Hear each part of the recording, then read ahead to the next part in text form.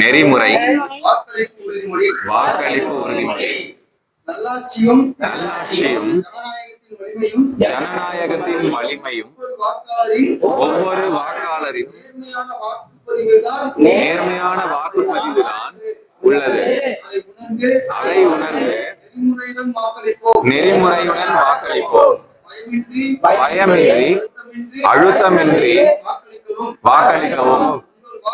உங்கள் வாக்கை விற்காதீர்கள். எதிர்காலத்தை நினைத்து வாக்களிக்கவும். பொய்யான வாக்குறுதிகளுக்கு இல்லை என்று சொல்லுங்கள்.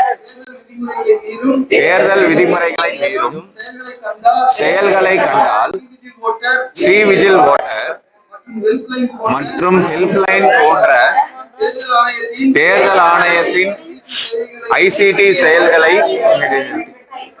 பயன்படுத்தி புகார் அளிப்பேன்.